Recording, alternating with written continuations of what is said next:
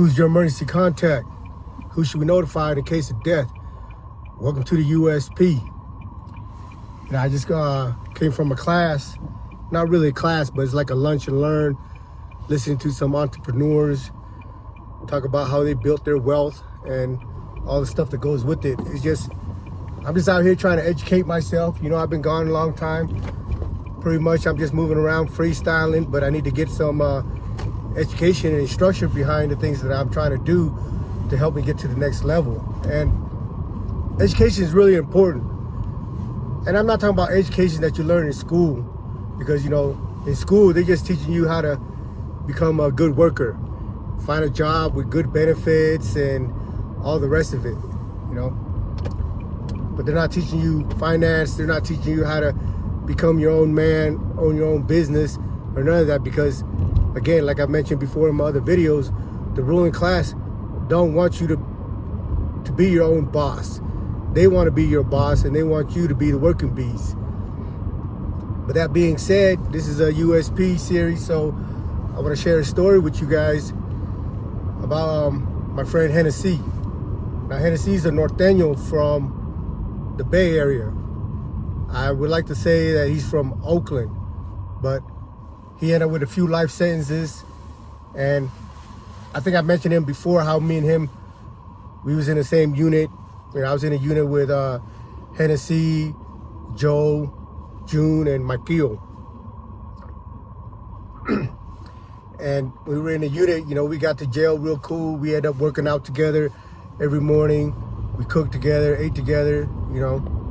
But later on, we all got split up. He went to CB, and I ended up in we were all in CA. He went to BB, and I went up into EB. And when I was in EB, I went to the SHU for refusing a direct order. And in the time that I was in the SHU, Hennessy ended up getting into with the CO, this piece of shit counselor named Munoz, I think. And you know, he put Hennessy in a trick bag or whatever, got him locked up, and eventually ended up getting him transferred. But when Hennessy came to the SHU, he didn't have nobody to sell you up with, because, you know, when you're in the SHU, they want to sell you up with your prospective gang, your respective group, and so on and so forth. He had a few homeboys that was in the SHU at the time, other norteños and NF, but they all had cellies and stuff already. So when they were trying to place him in the SHU, find a cell for him, they had to mention my name, Rith, but he doesn't know me by that. That's my last name. So who? You know, he heard it before, it was familiar to him, but then when the CO gave him my full name, Mesa Rith, he's like, oh, the Asian dude, the Asian Islander dude? He's like, yeah. He goes, yeah, I can sell you up with him.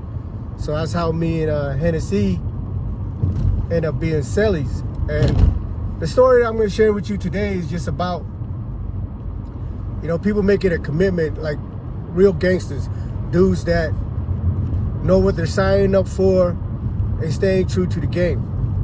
You know, he ended up going to trial and getting a couple life sentences for his part in whatever it is that they were doing. You know, I guess when he was on the street, he was running around with you know, with the norteños. He was a norteño, and you know, the big homie called him up. They had a couple bodies at this house or whatever. How they end up there or whatever, I don't really know, and I'm not going to get into that. But on his part, I feel comfortable sharing his part, because it's the case that he allowed me to read and share with me. So it's not anything that's not unsolved or anything like that. But according to his case, we'll just say allegedly, you know, he was called up to go handle and get rid of these bodies because of the evidence, you know, fingerprints might have been left at the scene and other evidence. So him and a couple other dudes went over there and they poured gasoline, allegedly, in the residence and lit the place on fire. So when the investigators came, they discovered the bodies and stuff, and they threatened one of these dudes, one of his co-defendants, that ended up testifying against him, that You know, if they're going to do the autopsy, if they find that the cause of death was from the smoke and the fire and all that stuff, then they're going to charge him for a body and all this. And the dude got spooked and ended up testifying against him. Well, Hennessy, he ended up going to trial, losing, getting a couple life sentence, and ended up in the Florence USP. In Florence USP, ADX is right across the street from Florence, from the USP. But on the compound ADX in AB and AA is a step-down program for the people that are getting ready to transition back into population from ADX. And every Wednesday, they get to come out and walk through this gated sidewalk to go to commissary and pick up their order. So people, you know, it's the same time every day, every week.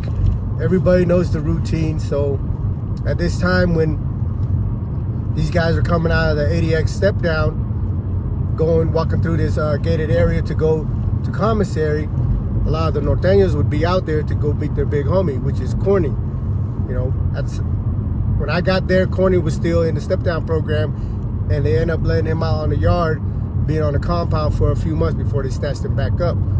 So when Corny comes through, you know, the walk, all the norteños and some of the NF that was on the compound went up to the gate to introduce themselves, to show their respect and all the rest. And when Henny shook Corny's hand, Henny was like, "Hey man, it's an honor to meet you." But Corny was like, "Nah, it's an honor to meet you." You know, he said that back to Henny. And the reason is that we all know, like people that live this life, that it's expected of us to uphold the code. You know, the no snitching, the loyalty and the honor and all the rest of it that goes with this lifestyle. But not everybody lives up to it. I want to say maybe at least 80%, 85% fall short of it. You know, but for us, we're not doing anything extra as far as holding our water, not snitching, not turning on your people, not testifying, not cooperating. That's just what we signed up for. But again, like I said, not everybody lives up to that. Everybody, when you're sitting around talking, chopping it up, they're gonna tell you, "Oh yeah, I'm a rider, I ride and die, full life, I'll never betray you, this and this and that."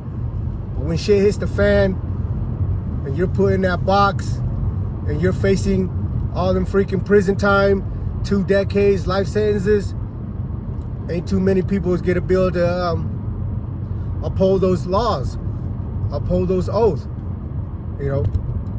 And it's a shame because, like for me, I always tell you, like, I'm not here to judge you on how you live your life and how you get your money.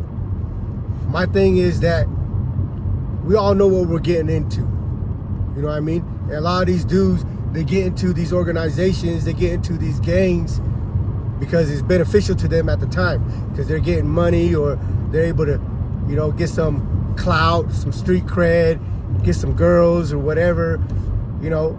But at the end of the day, a lot of these dudes don't really live up to what it is that we uphold.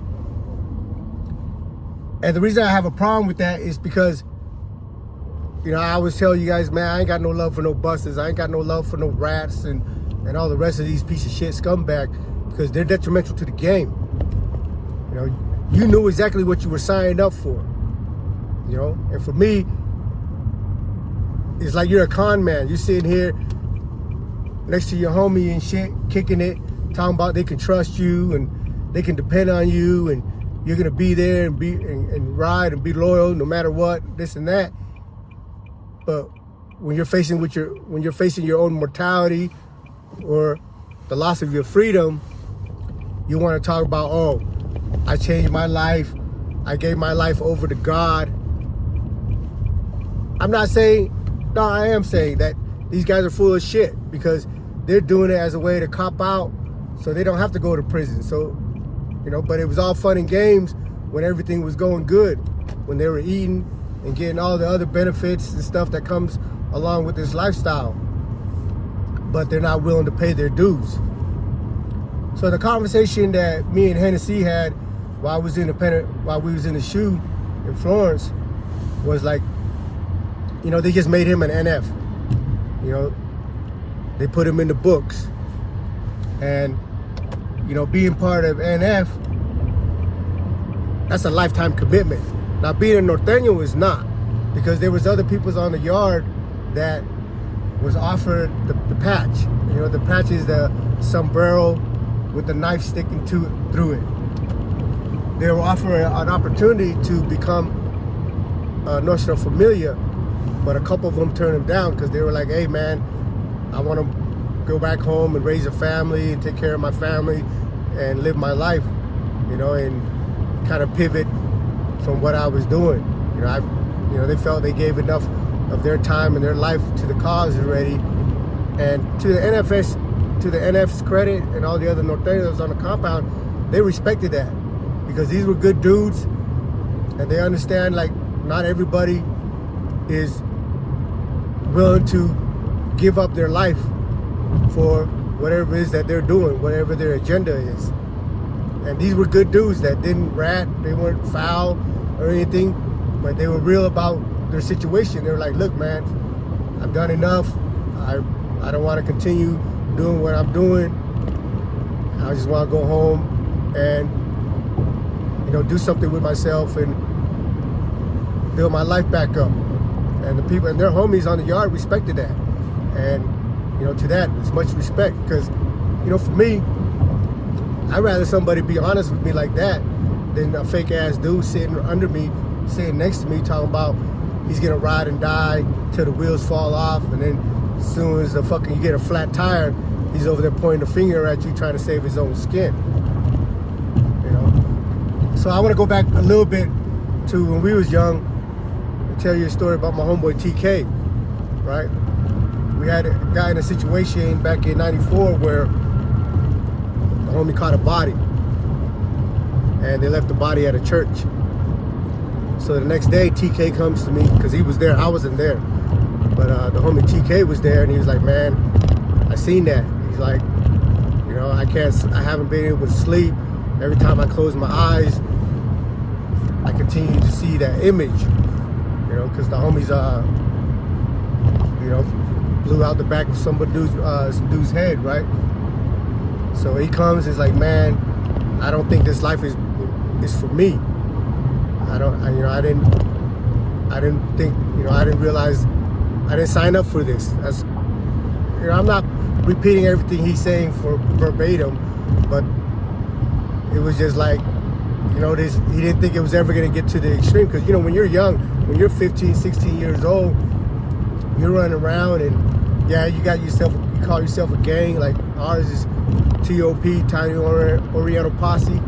And, you know, one thing leads to another and shit escalate. But we never really envisioned how serious thing is going to get. Because, you know, we're still kids. Like out here, you know, it's a grown man's game out here. It's real shit out here. And we were moving up and getting to that level. And when we got to that part where, you know, there was things that needed to be done according to whatever situation we had, and people were starting to catch cases or catching bodies, you know, the homie had enough sense to recognize himself and came to me and was like, hey man, you know, I didn't sign up for this, man. I'm not built for this. You know, I still fuck with you guys, but I really don't want to be a part of this thing anymore. And for me, I respected that, you know, because I'd rather have somebody that's honest with themselves and understand their limitations than somebody that's sitting over here being a con man, woofing all that shit. At the end of the day, they ain't about it, you know. But some of the homies had some issues with it. They're like, oh man, dude's being a buster, this and that. This is for life. So, you know, as far as my relationship with the homie TK, he's always been there, he's always been good, and he never told on nobody. And I think at this time was, he understood that he don't want to get in a situation where he might be tempted to tell on anybody, because, you know, he's not going to be able to be handle being locked up for 10, 20 years and all the rest of it, you know. So some of the homie had some issue with it, but I stepped in and was like, look, man, you got to respect that. I'd rather have a dude like that let us know that he ain't really with the program and wants to move away from it before he gets in a situation where he jeopardizes our safety and our freedom. You know, like now, as the homies got older, they can understand and see, you know, that perspective. But back then, you know, we were still young and all that stuff, and we were just about that rah, rah, rah and all the rest. And, you know, we had kind of bumped heads a little bit, but like at the end of the day, you know, reason won out. But going back to Tennessee, you know, all these dudes that become norteños or become sureños, you know, their goal is to become made. Their goal is to be able to be made a Black Hand. Their goal is to be made a North Star Familia and climb the ladder of the corporation. Because at the end of the day, it really is a corporation. You know, it might not be structured in a legal format and all that stuff, but it's structured a corporation. You got your, you know, you just go by different names. You got your generals, your lieutenants, your foot soldiers, your sergeants, and all the rest of it, right? So the conversation that I was having with Hennessy, because, you know, he just got put on, he just got permission to, you know, he just got invited to be part of the organization, the NF. He got the patch and everything, he accepted and everything, and I'm like, you know, this is till the death. He goes, yeah, I know. He goes, man, when we were growing up, norteños out there in Oakland, that was our aspiration, was to become an NF. And that's a choice that he made. And he made it with a clear conscience, knowing all the facts, knowing what's expected, and he was fine with that. Now the problem that I have is not with dudes like with the other dudes that are in the same situation where they're given all the facts, they're given all the expectations, and they're like, yeah, I'm with it, I'm down for life. And then when shit falls off, they go and fucking make statements, they go and get on the stand. You know, with our situation back then, they had a few dudes that had issues with what TK was saying, and they act like they were the down dudes, that they were gonna ride and die and all that shit. But at the end of the day, some of them dudes end up taking a stand on me. You know, so at the end of the day, homie, I'd rather, for me personally, have somebody that is true to themselves, because only you know what you're capable of. Only you know what you're willing to do, what you're willing to sacrifice, and all that. If you're willing to do 10, 20, 30, a life sentence for the cause, or for your homies, for your organization, only you know that. And you got to be true to that. And if any time where you know that you might not be able to sit in that box for 10 years, or you might not be able to sit in that box for 2 decades, 100 years, or a life sentence, then get the fuck out the way, man. Because all you're doing is harming everybody else is around you that you're trying to convince, or that you convince through your con, that you're a G. You know? And, you know, I get frustrated with these fake ass dudes, and then I get frustrated more with these dudes around them, knowing that these dudes are fake, but they let them sit around them. You know what I mean? But at the end of the day, man, you know, we're all grown. We all make our own decision. Like, again, I repeat, like, I'm not here to tell you how to live your life, what you should do, and what you shouldn't do, because who am I to tell you how to eat? Who am I to tell you how to hustle, how to take care of your family? But don't let your family, let your girl, or let your newborn kid, or the rest of it be an excuse why you became a bitch. Because when you signed up, you had your family. When you signed up, you had your girl. You know what I mean? When you signed up, You had your kids, your brothers and sisters. And if you choose to live this life regardless of them, despite of them, then for me, I'm going to emphasize you need to stay true to what you signed up for. Because no matter what aspect of life you're in, whether you're on the police force, whether you're in the corporate world, or out in the streets, nobody likes busters, man. Nobody likes these fake ass motherfuckers. And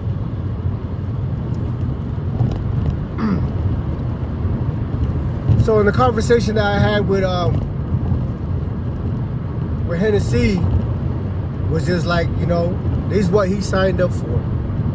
He could have told, he could have took the stand like them other dudes and ended up going home, but he didn't because he was staying true to the code, because he knew what he was getting himself into, and he was willing to accept the consequences and whatever else that comes with it, because that's the life that he chose.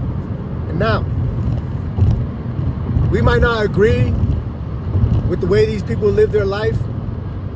We might not understand it, but at the end of the day, we gotta respect it, because these dudes are real men. These dudes are sitting there in that box doing decades, doing life sentence, because they're upholding the code that they agreed to live by when they signed up with the prospective group. For the purpose of this video, man, for me, I feel like I want to give my, my respect and my honors to individuals like these, to Hennessy, his homeboys, and all the rest of the brothers and sisters that's in the struggle that held their water, that stayed true to the game, that didn't turn on their own homeboys, their people, to save their own skin. And there's very few of us like that left, But my objective is not to glorify that. My objective is to try to find a way to better utilize these aspects that these people have and move it into a different direction, or get to the real dudes and help them pivot that integrity to something more positive. Because I have the utmost respect for these dudes that, regardless of what they've done, regardless of what they've been involved in and all that they were loyal to their people, that they were loyal to their hood, that they were loyal to their organization. And these people are rare, man, and it's just too bad that somebody didn't come along before them and was able to see those things, those traits in them, and help them pivot to something that wasn't destructive, something that wasn't gonna end up having them lose their lives or their freedom. I repeat, like I tell the homies before I came home, man, there's power in the streets. We just got a few things mixed up. We just been manipulated and tricked by some dudes that were older than us, that we looked up to, that didn't really have our best interests at heart. But to all the soldiers that's locked down, to all the soldiers that's still in the struggle, man, it's all love and respect to you, brother. And I hope and pray that some changes within this criminal system that will allow these men to get back home to their family, get back home to the community, and that we can come together in a way where we can make a difference, create something powerful. Because at the end of the day, man, we're just wasting our lives, throwing our youth to this machine, feeding the corporate world that get rich off our misery. I could have went home. I could have not had to do the 26 years that I did, the sentence that I got. But I understood what I signed up for. And I was willing to give my life and my freedom for it. But now, for me now, I'm not putting myself in a situation where I'm gonna lose my life or I'm gonna lose my freedom. But I'm not out here to just sit around and do my 9 to 5 and hope that I can scrape, you know, and grind and make it. I want something better for myself, but not just for myself, but for the people around me. And I want, you know, to take those aspects of the streets, loyalty, honor, respect, and redirect it to something powerful. And again, man, all you dudes out there, like, we need to find a way to come together and become a force, become a voice for our community, for our youth. But we need to do it with real men, men that respect and honor the words loyalty and respect and honor. Yeah, there's power in the streets, man. Welcome to the USP.